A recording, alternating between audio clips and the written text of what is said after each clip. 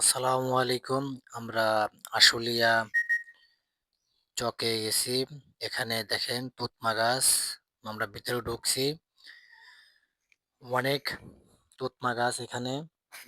আপনারা না দেখলে বিশ্বাস করতে পারবেন না আসলে যে এখানে অনেক তুতমা গাছ।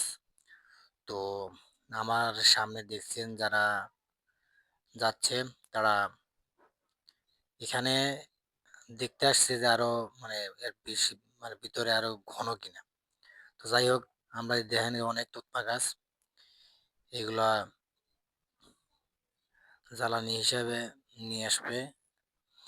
তো দেখেন অনেক তুতমা গাছ এই যে উড়ানো হইছে। এখন মনে করেন যে এইগুলা নিয়ে সেই আশুলিয়া থেকে আসবে বাসায় নিয়ে। তো এখন দেখতেছেন এই যে আমার এক ভাই উঠাইছেন এই যে লাকড়ি তুতমা গাছগুলা উঠাইছে। আর এই যে দেখেন এক ভাই উনি উঠাচ্ছেন অনেক গাছগুলা মানে মারা গেছে একদম শুকনা। তো এই যে অনেক দেখেন বালু তো এই জন্য উঠাইতে অনেক সুবিধা। এই দেখেন তুতমা গাছ আরো এই দেখেন আসলে ওখানে না দেখলে আপনারা বিশ্বাস করতে পারবেন না যে এত পরিমাণে যে ওই জায়গায় যে তুতমা গাছ হয়েছে। এই যে আমার আর এক ভাই দেখেন উনি বলছে লাকড়ি নিয়ে যাবে মাথায় নিয়ে যাবে তাই উনি বলতেছেন। তো এই দেখেন এই যে আমার আর এক ভাই উনি উঠাইতেছেন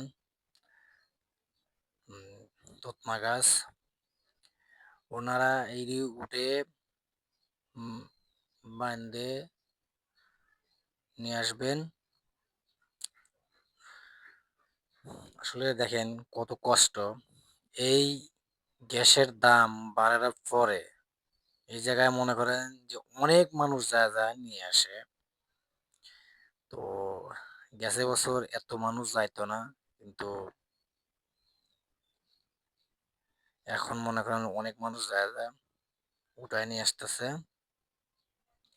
তুতমা গাছ। দেখেন আসলে না দেখলে বিশ্বাস করা যায় না। এখানে গেলে আপনারা দেখতে পারবেন যে অনেক গাছ।